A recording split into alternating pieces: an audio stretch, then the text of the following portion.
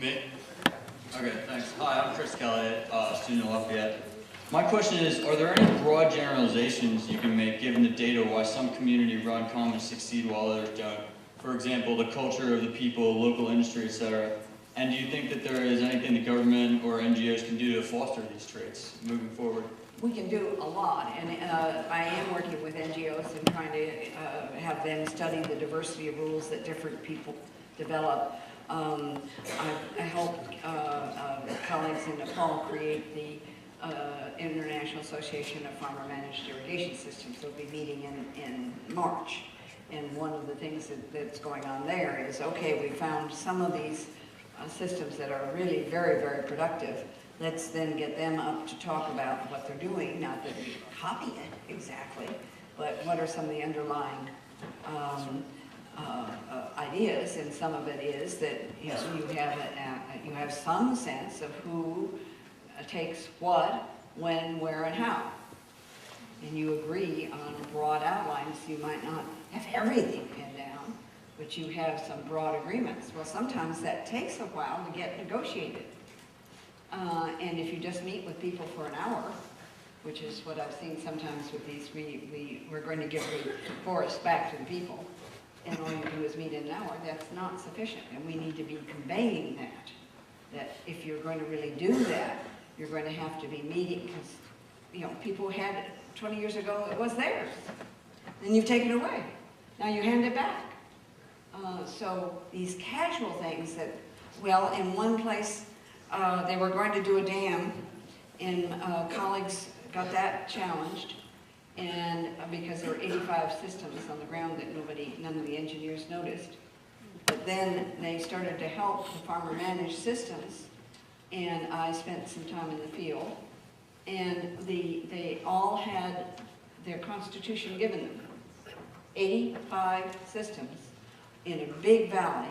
They were all told that this was the only way they could rule themselves. I asked what was the rule for changing the rule. They looked it up. Unanimity. I mean, this is insane. This was Asian Development Bank, and they try to do good, but it's how we, I use the analogy of medicine, and I think it's a useful analogy. It is an analogy. That doesn't mean we just pick up everything from medicine. But we learned long ago that you've got to diagnose a situation, and it's tough. It's not easy. And it takes a number of really trying to understand how things are related, and then whatever you prescribe has to fit that local situation. And that's not the way we're thinking of it as policy analysts. Great, thank you.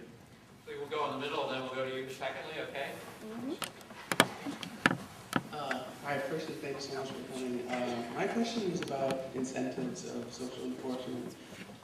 In the case of irrigation systems and other situations where it's personal states are clear, social enforcement, incentives to socially enforce are also very high. But what about incentives in the case of, let's say, wildlife parks, where personal states are not so clear?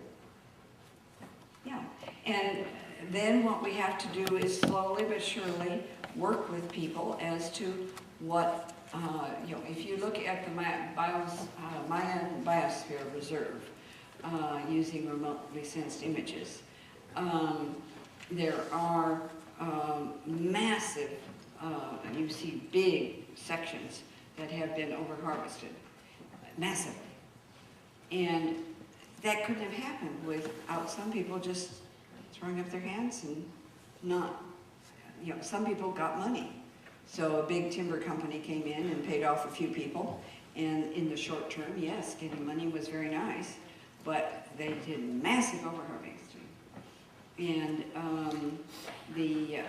where you can have a reserve that makes difference is where, for example, if there are non-timber products that are not real scarce, and local people can collect some non-timber products, one, they're getting benefit.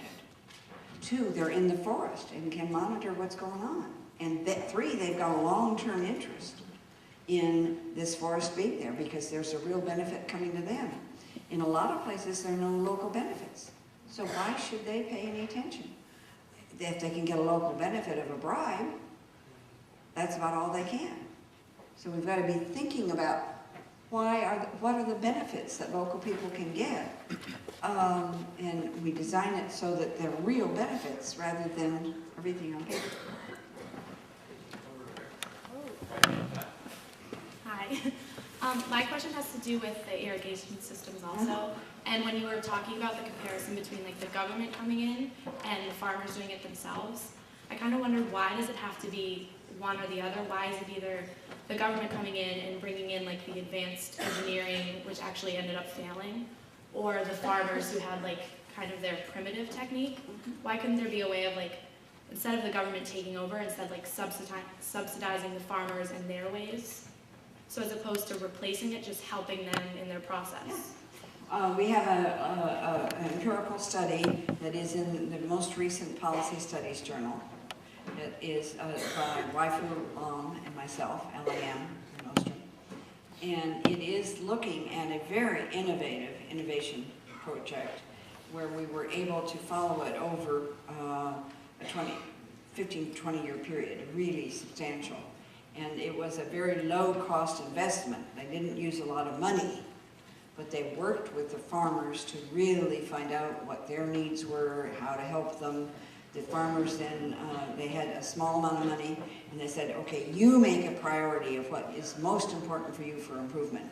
And we want you to rank 1, 2, 3, 4. And if you put in labor enough to do 1, and we buy the materials, we'll go on to 2.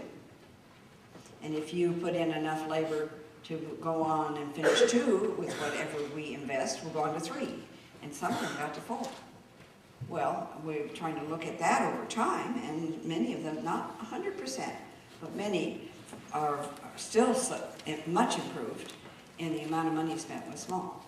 So this is a successful innovation.